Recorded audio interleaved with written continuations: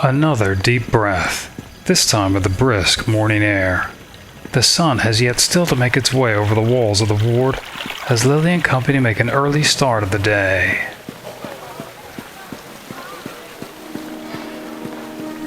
Some nobles are talking about the floating Netheril's enclave, Thultanthar, and how it's been sighted in the skies over Faerun, returning after an absence of over 4,000 years. During the fall of Netheril, the City of Shade, as it's called today, was one of only 2 floating cities to escape by transporting itself to the plane of shadow. Some say its reappearance marks the return of the Archwizards of Netheril. Sorry. On the air, a woman's voice, dignified and loud. Lilly can also catch the allure of perfume. He became rich from our labor. It's only fair that we should not be left to starve. This, of course, is the voice of Formosa. Meldanen has locked himself away playing with his magical beasts. It's time for him to come out and pay his due. Pay it with his hide.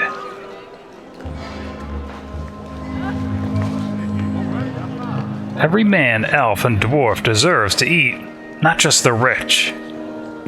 And not just some cheap-scented water for the merchant class either. 5 coin per vial at least. It could be Lliira's Joy or Breath of Spring. Lilly can't quite tell. And of course, Bones has no idea. What do panthers know of women's fragrances?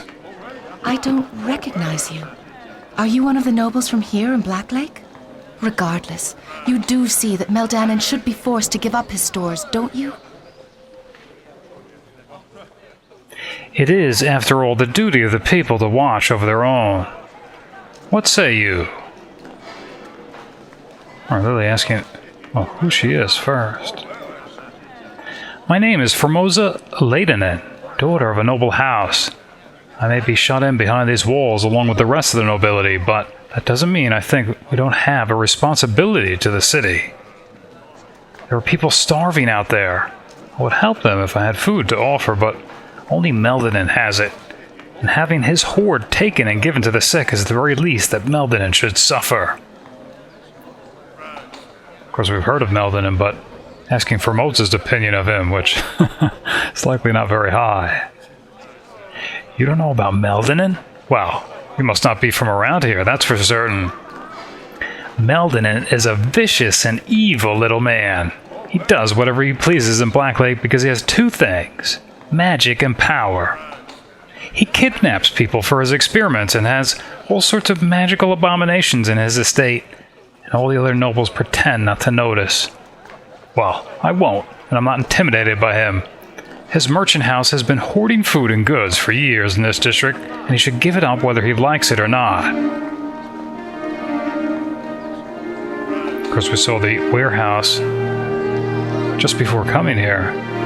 But how does she know he's hoarding food? You talk like that's in question. Meldanen has never denied the fact, and everyone in Blacklake knows that it's true. He keeps a warehouse near here locked up so tight with spells and wards. There's no hope of access without the proper key. Otherwise, the city would have stormed it long ago, I'm sure. Everyone's too frightened of Meldanen to do anything about it. So much easier to sit behind these walls and pretend there's no plague at all.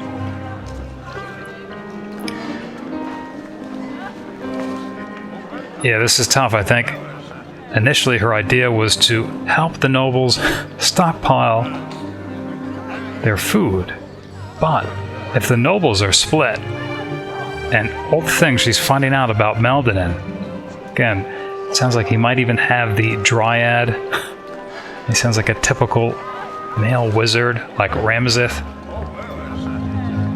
She might want to ally with Formosa, not necessarily to help feed the city, but if she can bring down Meldanen, she might be able to acquire whatever he has in his estate and find out about this woman that he's trapped. I think for right now, she doesn't necessarily want to commit. Leave you out of it. Everybody wants to be left out of it, it seems. Well, once the plague comes knocking on your doorstep, You won't want to be left out of it then.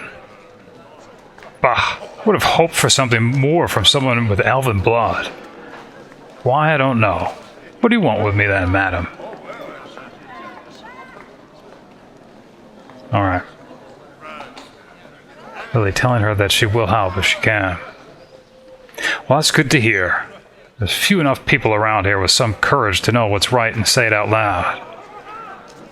The only question that remains is what's to be done about it. The city guard have their hands full just keeping order.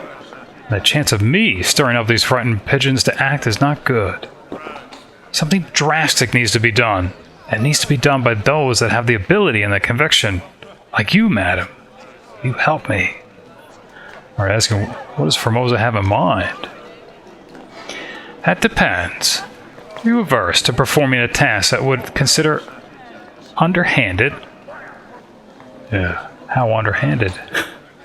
I'm speaking of killing Meldanen and taking from him the key to his warehouse. It's an interesting prospect. And actually, that would probably work in Lilly's favor quite well. Not only his downfall, but with his death. Probably no question she'll be able to take whatever he has from his estate, arcane or otherwise.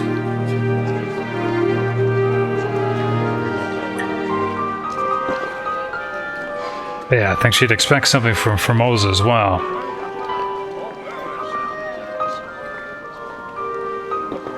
You must acquire Meldanen's key. It allows access to his hoard, and Meldanen himself must be killed so no one need fear retribution from the monster. He lives in a walled mansion in the northwest corner of Blacklake. His gate is guarded well, and there are other wards, but somehow you must gain entry. I do not expect you to do this without reward. Bring me the key and I'll give you a magic necklace. I wonder if that's it. She's wearing now. For the sorcerer's silver tooth, I offer 500 gold pieces. Alright. That is all I can offer you, and it's a fair price for the service you'll render. I was going to ask for an advance. I suppose there's no harm in that, considering what I'm asking of you. Here's 100 gold, all I have on me at the moment. Wishing Lilly luck. Destroying Meldanen and seizing his arcane property will be Lilly's pleasure. If his female guest turns out to be the Waterdhavian dryad, all the better. And why refuse this attractive half-elven noblewoman's coin and necklace that Lilly can't stop staring at, among other things? So you have returned. Do you have news?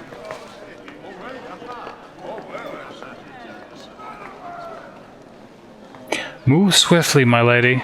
The longer you delay, the more people suffer.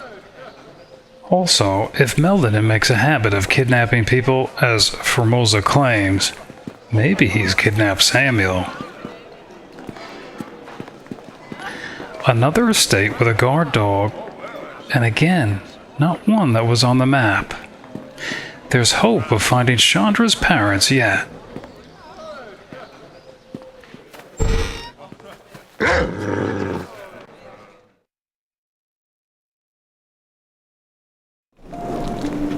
Unable to think of a way to politely bring up the topic of a dead daughter's last wishes regarding personal property of an arcane nature, Lilly decides it might be easier to simply concoct a fantastic story.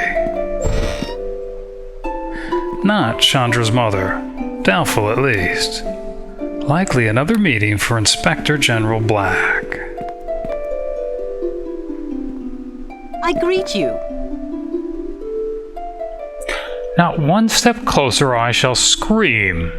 Why have you invaded my home? Of course, she doesn't recognize Inspector General Black. Suppose you can be trusted. A woman on her own in these dangerous times has to be cautious, you understand. What was it you wanted then, madam? Just conducting an investigation. I'm no expert on the plague, madam. There's no plague in Blacklake, after all, but I'll answer what I can. Asking if she's heard anything of strange creatures. Merciful heavens, no. Well, there are the creatures at the zoo, of course. They've all been there since before the plague, however. Mind you, we nobles have been keeping to ourselves lately.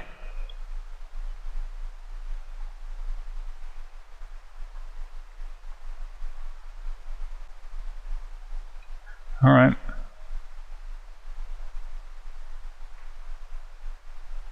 Asking about anything going on in Blacklake that's odd, which you might have heard of. I do try to keep up on the latest gossip, if that's what you mean. That is what Lilly means. Well, there is the business with Meldanen, but talking about him is never a good idea. Of course, it won't do any harm to tell Lilly. It would do more harm than you know. Meldanen's a fearsome man. Wouldn't mind if he turned up dead one day myself. I never said that, however. His mansion is in the northwest part of the district, but I'd avoid it like the plague.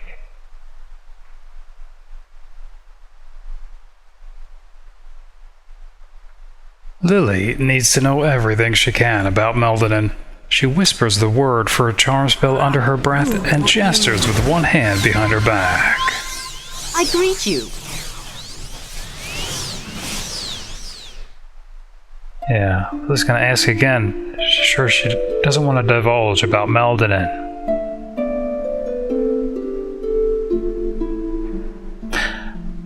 I suppose there's no way for the wizard to know, is there? Well, word is that Meldanen recently acquired a young woman for his amusement. Actually, of course, we've already heard this. He won't let her out, and the rumors say that she's rather strange, perhaps not quite human. Gods only know what he wants with her. Well, I think this is from 3 sources already. So it certainly sounds like Meldanen might have taken in the dryad, the Waterdhavian creature.